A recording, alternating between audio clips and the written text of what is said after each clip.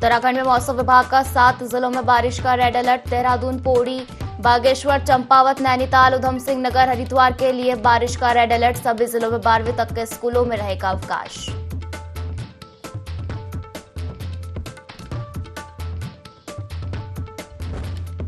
हरिद्वार में मुख्यमंत्री पुष्कर सिंह धामी करेंगे युवा धर्म संसद का शुभारंभ। 24 राज्यों के 2200 युवा होंगे सहभागी। बाबा रामदेव और श्री राम मंदिर न्यास के महासचिव चंपत राय भी रहेंगे मौजूद।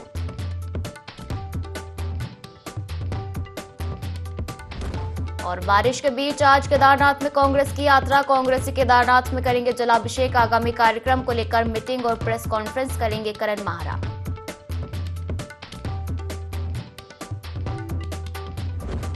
मंगलौर में पुलिस और बदमाशों के बीच हुई मुठभेड़। पुलिस की गोली लगने से लूट का आरोपी हुआ घायल। अंधेरे का फायदा उठाकर दूसरा साथी फरार।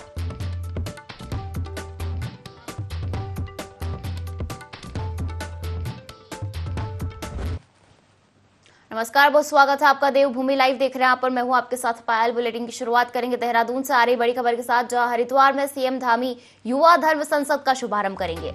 युवा धर्म संसद में 24 राज्यों के 2200 युवा शामिल होंगे। बाबा रामदेव और श्री राम मंदिर न्यास के महासचिव चंपत राय भी मौजूद रहेंगे। बता दें कि सीएम धामी के कार्यक्रम को लेकर सुरक्षा के पुख्ता इंतजाम किए गए हैं। तो देखिए, हरिद्वार में सीएम धामी युवा धर्म संसद का शुभारंभ करेंगे। इस धर्म संसद में 24 राज्यों के कुल 2200 युवा शामिल होंगे। बता दें कि बाबा रामदेव और श्री राम मंदिर न्यास के महासचिव चंपत राय भी इस दौरान मौजूद रहेंगे और सीएम धामी के कार्यक्रम को लेकर सुरक्षा के पुख्ता इंतजाम किए गए हैं। तो बड़ी खबर देहरादून से, जहां हरिद्वार में सीएम धामी युवा धर्म संसद का शुभारंभ करेंगे। युवा धर्म संसद में 24 राज्यों के 2200 युवा शामिल होंगे। बाबा रामदेव और श्री राम मंदिर न्यास के महासचिव चंपत राय भी इस दौरान मौजूद रहेंगे। चलिए इसी पर ज्यादा जानकारी लेंगे। हमारे साथ संवाददाता विनय सूद लाइव जुड़ गए हैं। विनय, हरिद्वार में सीएम धामी युवा धर्म संसद का शुभारंभ करेंगे, क्या कुछ अधिक जानकारी इसको लेकर? जी बिल्कुल पायल, देखिए आपको बता दूं कि आज हरिद्वार में युवा धर्म संसद का जो है आयोजन किया गया है, जिसमें कि मुख्यमंत्री पुष्कर सिंह धामी वहां पर पहुंच चुके हैं और ऐसे में अब जो कार्यक्रम की शुरुआत है वो कुछ ही देर में हो जाएगी। तो ऐसे में देखा जा सकता है कि जो पूरी तैयारियां इस दौरान प्रशासन की है वो भी मुस्तैदी के साथ की गई है। सुरक्षा के जो कड़े इंतजाम है वो भी इस दौरान किए गए हैं। ड्रोन के माध्यम से सभी पर जो है नजर रखी जा रही है और सुरक्षा के जो है पुख्ता इंतजाम होने के साथ ही जो है यहाँ पर जो 2200 से ज्यादा जो युवा है वो भी इस दौरान पहुंचेंगे और 24 राज्यों के जो युवा है इस दौरान वो इस कार्यक्रम में शिरकत करने वाले हैं। तो देखा जा सकता है कि अब जो बड़ा कार्यक्रम जो है मुख्यमंत्री पुष्कर सिंह धामी का है वो हरिद्वार में आयोजित किया जा रहा है और इसमें पूरी तैयारियां जो है कई दिनों से चल रही थी। बाबा रामदेव भी जो है इस दौरान मौजूद रहेंगे इस कार्यक्रम में। साथ ही जो राम मंदिर के महासचिव हैं वो भी इस कार्यक्रम में शिरकत करेंगे। तो देखा जा सकता है कि इस कार्यक्रम की शुरुआत जो है कुछ ही देर में होने वाली है। मुख्यमंत्री पुष्कर सिंह धामी पहुंच चुके हैं कार्यक्रम में भी। जो बिल्कुल विनय, और देखा जाए तो युवा धर्म संसद में 24 राज्यों के 2200 युवा शामिल हो रहे हैं।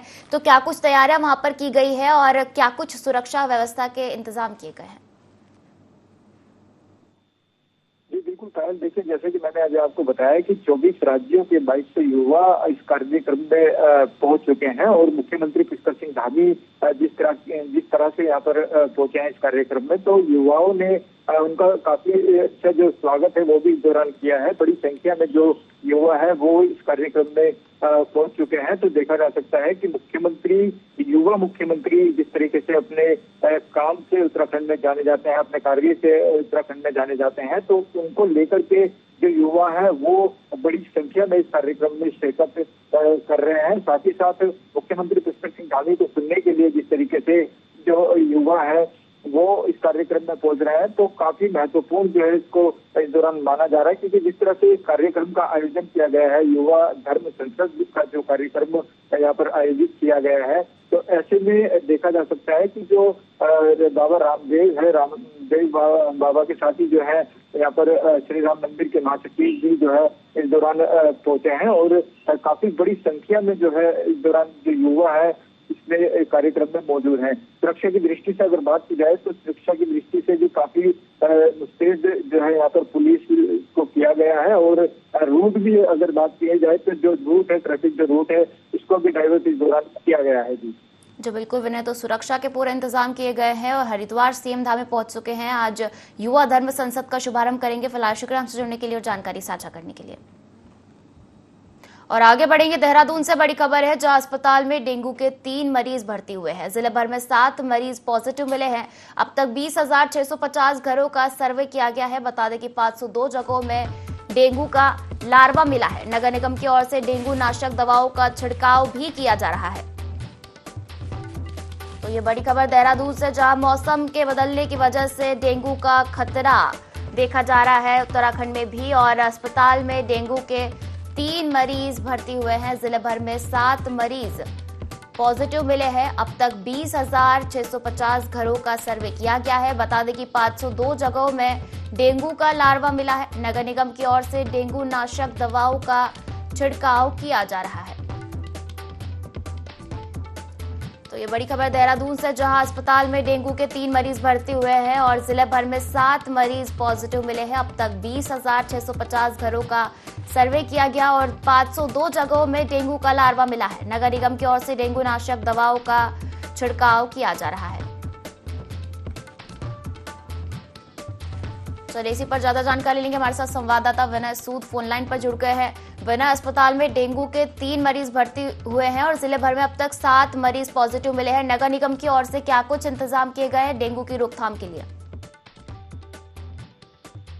जी बिल्कुल पायल, देखिए आपको बता दें कि दोनों हॉस्पिटल की अगर बात करें तो दोनों हॉस्पिटल में डेंगू के 3 मरीज मिले हैं, जो कि यहाँ पर जो जिले भर में 7 मरीज जो है वो पॉजिटिव मिला है। साथ ही साथ अब तक 20,650 घरों का जो सर्वे है वो भी इस दौरान किया जा चुका है, जिसमें 502 जगहों पर जो डेंगू का लार्वा है वो मिला है। साथ ही डेंगू की रोकथाम के लिए नगर निगम और स्वास्थ्य विभाग की ओर से डेंगू नाशक दवाओं का जो कार्य है वो इस दौरान किया जा रहा है। सभी जो वार्ड है वहाँ पर छिड़काव करने के साथ ही फॉगिंग भी जो है इस दौरान की जा रही है। और यहाँ पर स्वास्थ्य मंत्री की अगर बात की जाए तो धन सिंह रावत, जो कि उत्तराखंड के स्वास्थ्य मंत्री भी हैं, उन्होंने दिशा निर्देश इस दौरान अधिकारियों को दिए हैं कि डेंगू पर जो है पूरी तरह से नियंत्रण पाया जा सके, जिसके चलते जो है जो उत्तराखंड के जो लोग हैं, जो देहरादून के जो लोग हैं, जिस तरीके से उनमें अब यहाँ पर डेंगू के जो लक्षण है वो दिखाई दे रहे हैं, तो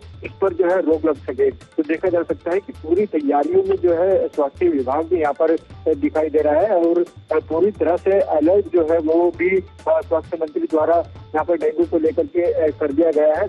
सभी जगहों पर जो जितने भी वार्ड है, घर घर जाकर के जो है इस दौरान नगर निगम की जो टीम है, साथ ही स्वास्थ्य विभाग की जो टीम है वो यहाँ पर सर्वे कर रही है। और जिस तरीके से बारिश के लिए भी मैं आपको बता दूं कि बारिश जिस तरीके से लगातार उत्तराखंड में हो रही है, ऐसे में जो जल भराव की जो समस्या है वो सामने आती है। तो ऐसे में जो डेंगू का लार्वा है वो पनपने का पूरी तरीके से जो है खतरा बना रहता है। तो ऐसे में जो पानी है, कहीं पर भी जो है पानी ना भरे बारिश को, जिससे कि जो लार्वा है वो पनपे। तो इसको लेकर के पूरी तरीके से यहाँ पर स्वास्थ्य मंत्री ने अधिकारियों को दिशा निर्देश दिए हैं कि पूरी तरह से अलर्ट मोड पर रहें। जी जो बिल्कुल विनय, तो स्वास्थ्य विभाग भी अलर्ट मोड पर है और नगर निगम भी डेंगू की रोकथाम के लिए दवाओं का छिड़काव कर रहा है।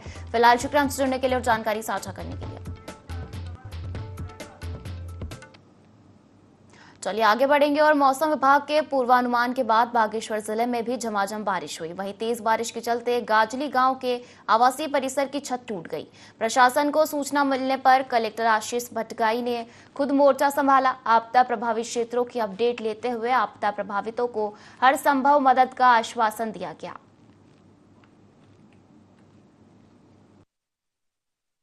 बेटा क्या हुआ है, मकान टूट गया। मैंने बोला हाँ सर, 2 दीवारें पूरी टूट रखी हैं और छत नीचे आया है और पानी जो है छत से, जो पुराना मकान है वो जो हम पहाड़ी भाषा में पाल बोलते हैं, पाल में पानी आके वो गोट मार रहा है। बच्चे मेरे गोट में खाना बना रहे हैं और रहने के लिए माँ बाप भी हैं मेरे साथ में और बच्चे भी हैं, एक ही मकान में रह रहे हैं। और उसके बाद जो है कुछ मुआवजा मिला था मेरे को, जो 9,000 रुपया दिया था, उससे मैंने पोल काट के लेके आया था और लेबर लगाई थी और छत पे लगाई थी। कल रात को भीषण बारिश के कारण दीवार भी गिर चुकी है और छत भी नीचे आ चुका है। तो उत्तराखंड कांग्रेस के वरिष्ठ उपाध्यक्ष सूर्यकांत धस्माना ने राज्य के कई बिंदुओं को लेकर राजीव भवन देहरादून में प्रेस कॉन्फ्रेंस की। इस दौरान उन्होंने प्रदेश की भाजपा सरकार पर जमकर निशाना साधा। सूर्यकांत धस्माना ने कहा कि राज्य के हालात बहुत खराब है। सर्वोच्च न्यायालय ने उत्तराखंड के सीएम के राजा की तरह काम न करने की नसीहत दी है। धस्माना ने कहा कि प्रदेश सरकार के कैबिनेट मंत्री को पता ही नहीं कब उनके विभाग के तबादले या पदोन्नति करती जाती है। साथ ही कहा कि राज्य में कानून व्यवस्था नाम की कोई चीज नहीं बची है। महिलाओं पर लगातार अपराध हो रहे हैं और अपराधी भाजपा के कुनबे के होते हैं।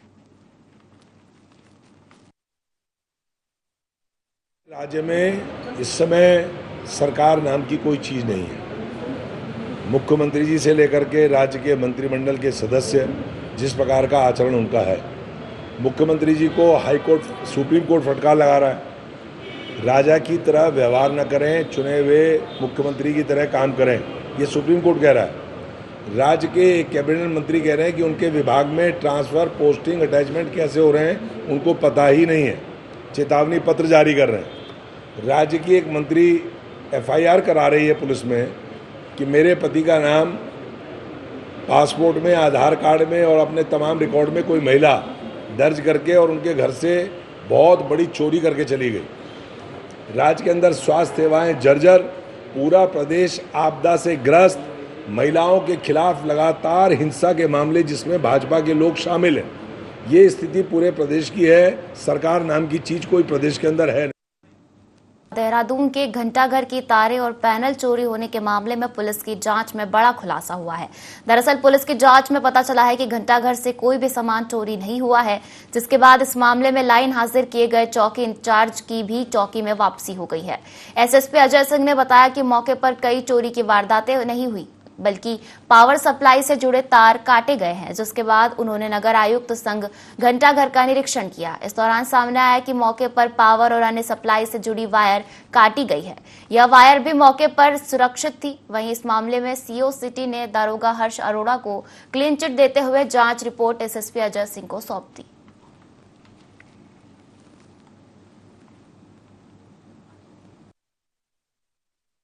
चौकी पर नगर निगम के अधिशासी अभियंता द्वारा एक शिकायत दी गई थी, जिसमें यह बताया गया था कि घंटाघर पर जो सुई है उस पर कहीं ना कहीं छेड़छाड़ करके कुछ सामान ऐसा किया गया जिससे कि वहां पर घड़ी भी रुक गई है और उसकी संभावना, चोरी होने की संभावना व्यक्त की गई थी। जिसके आधार पर जो जांच प्रार्थना पत्र था वो रिसीव कर लिया गया था। घंटाघर में जाने के 4 इसमें दरवाजे, इसमें 3 दरवाजे परमानेंट लॉक रहते हैं और एक दरवाजा जो डबल लॉक है जिसमें पहले बाहर चैनल लगा हुआ है, उसके अंदर भी एक दरवाजा है जिसमें दरवाजा लगा हुआ है। जितने भी सामान वहाँ पर थे, इन्वर्टर, बैटरी या जो अन्य जो कीमती सामान थे, वो सभी कुछ वहाँ पर एज इट इज पाए गए। उनके साथ कहीं कोई छेड़छाड़ या कोई चोरी की बात नहीं पाई गई।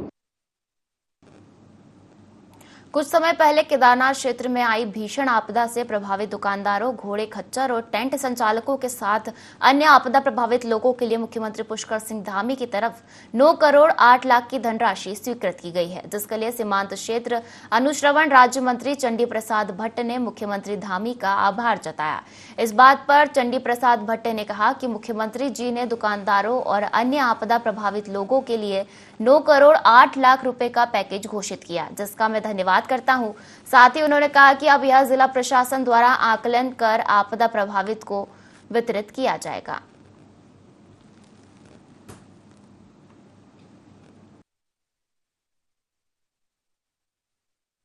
करना चाहता हूं माननीय मुख्यमंत्री जी का कि उन्होंने 9 करोड़ 8 लाख का पैकेज केदारनाथ में जो दुकानदार हैं, घोड़े, डंडी, कंडी और टेंट संचालक हैं और वहाँ पर तमाम व्यवसाय करने वालों के लिए ये जो है ये पैकेज घोषित कर दिया है और अब इसका जो है जिला प्रशासन के माध्यम से उनकी क्षति का आकलन और बारीकी से, ऐसा नहीं कि कांग्रेस भूल जाए कि एक नाई की दुकान चलाने वाले को भी 25 लाख का मुआवजा बांटा गया था।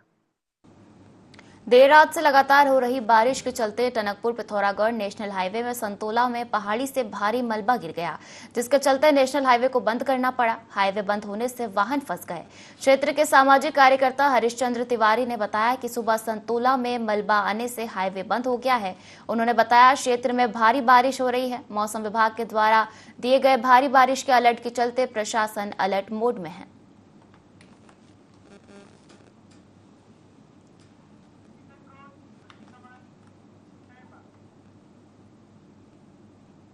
हरिद्वार में हर की पौड़ी और कई संवेदनशील क्षेत्रों पर ड्रोन उड़ाकर कुछ लोग नियमों की धज्जियां उड़ा रहे हैं।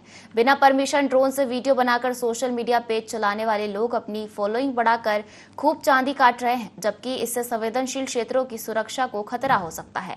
अवैध रूप से ड्रोन उड़ाने वालों पर पुलिस भी कोई कार्रवाई नहीं कर रही है। बता दें कि ड्रोन को उड़ाने और वीडियो शूट करने के लिए गाइडलाइन बनाई गई है। बिना प्रशासन की परमिशन के किसी भी सार्वजनिक स्थान पर ड्रोन नहीं उड़ाया जा सकता है। इस बाबत पूछे जाने पर हरिद्वार के एसएसपी कार्रवाई करने की बात कह रहे हैं।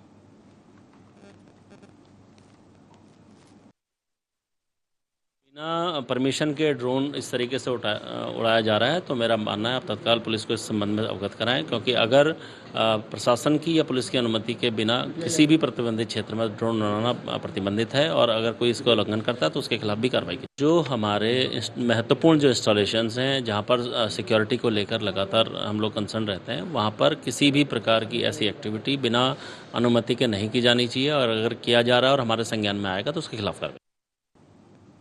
बद्रीनाथ धाम में देर रात से बारिश, तो वहीं नीलकंठ पर्वत, नर नारायण पर्वत सहित आसपास की चोटियों में लगातार बर्फबारी हो रही है। बारिश और बर्फबारी होने से शीतलहर का सितम जारी है। यहां नीलकंठ क्षेत्र से आने वाली ऋषिगंगा भी भारी बारिश से उफान पर है। बावजूद इसके मां नंदा के प्रति बामणी गांव के ग्रामीणों की आस्था भारी पड़ती नजर आ रही है। भारी बारिश और ठंड के बीच ग्रामीण मां नंदा देवी के मंदिरों में अपनी लोक परंपराओं का पूरी निष्ठा के साथ निर्वहन करते नजर आ रहे हैं।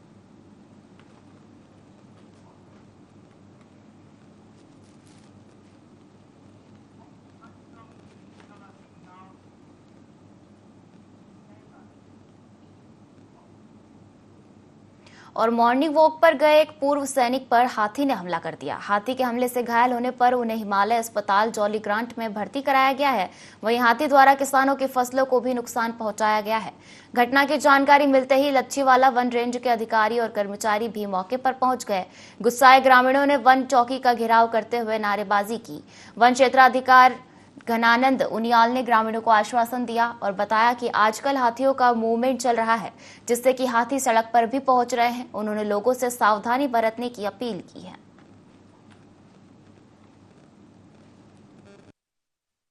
मैं निवेदन करूंगा सभी से कि जो अंधेरे में जो हम लोग घर से निकले घूमने के लिए, टहलने के लिए थोड़ा विलम्ब से निकले, क्योंकि हाथी कॉरिडोर होने की वजह से।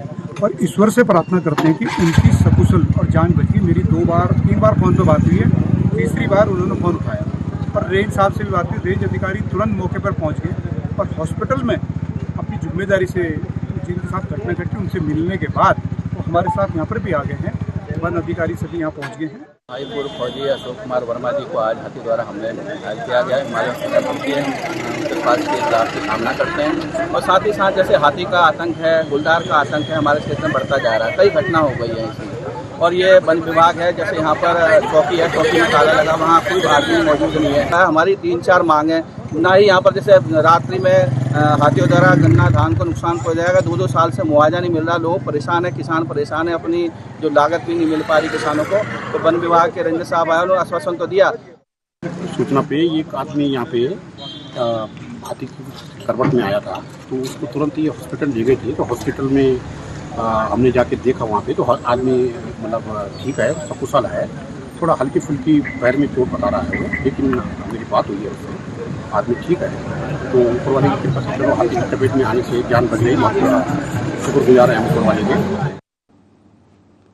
आय से अधिक संपत्ति मामले में घिरे कैबिनेट मंत्री गणेश जोशी पर एक बार फिर पूर्व मुख्यमंत्री हरीश रावत ने तीखा हमला बोला है। हरीश रावत ने कहा है कि भाजपा सरकार में गणेश जोशी भ्रष्टाचार के सर्वांगीणता के प्रतीक है। उन्होंने कहा कि इस मामले में मुख्यमंत्री धामी मौन क्यों हैं। हरीश रावत ने कहा कि मामला गंभीर है।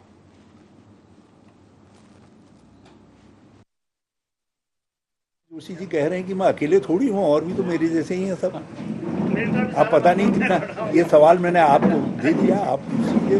गणेश जोशी जी हो सकता है आपको बताना चाहेंगे। ये गंभीर मामला है। पहले सीबीआई उनके विभाग की जांच कर रही, फिर सिंचाई विभाग में भ्रष्टाचार का मामला देहरादून का उठा है, उनका पीएम सिंचाई वाले में जो है उसमें उठा है।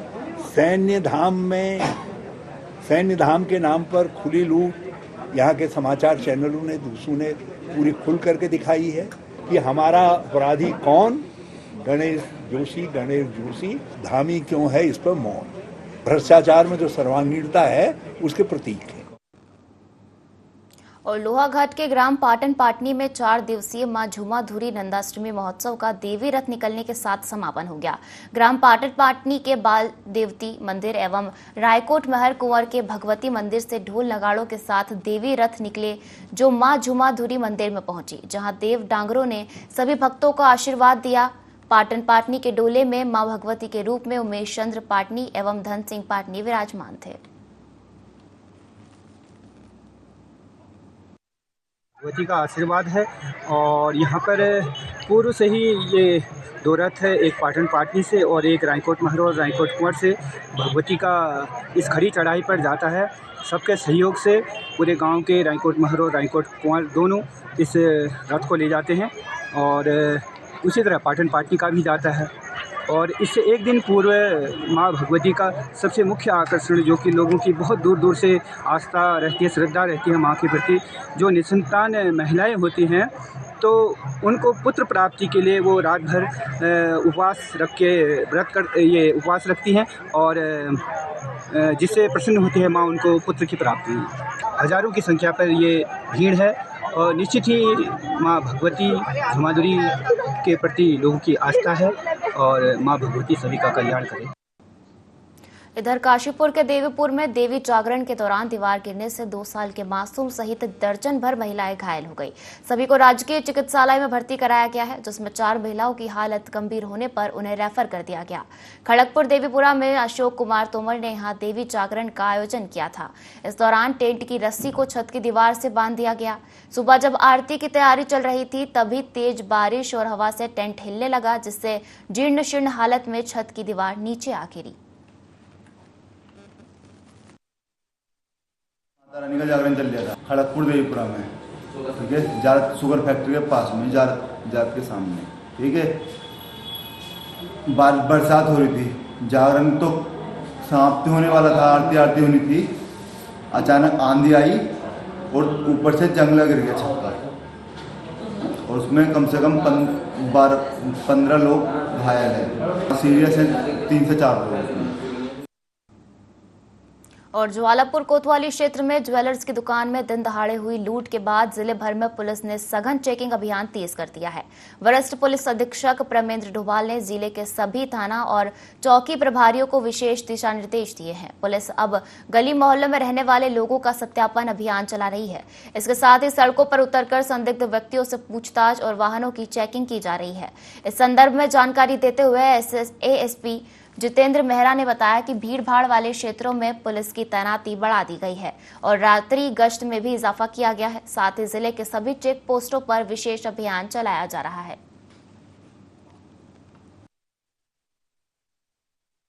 सभी संदिग्ध लोगों को चेक कर रहे हैं और अलग अलग तरह के चेकिंग अभियान चलाए जा रहे हैं। जैसे बैंकिंग, फाइनेंशियल इंस्टीट्यूशन में हमारे चीफ ऑफिसर वाले जाते हैं, थानेदार जाते हैं, फिर हम भी क्रॉस चेक करने जाते हैं, ज्वेलरी शॉप पे भी जाते हैं।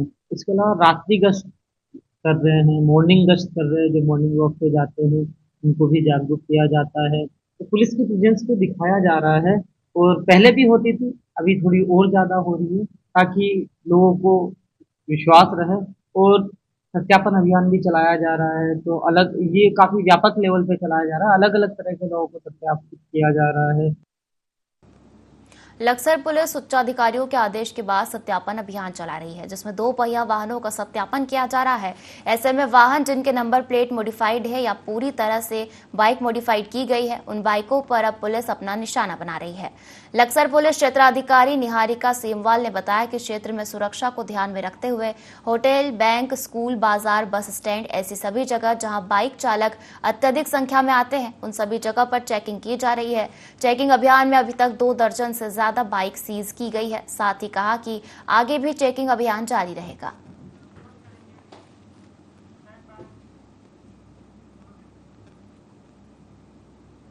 और इसी के साथ इस बुलेटिन में फिलहाल इतना ही। आप बने रहिए IND24 के साथ। नमस्कार।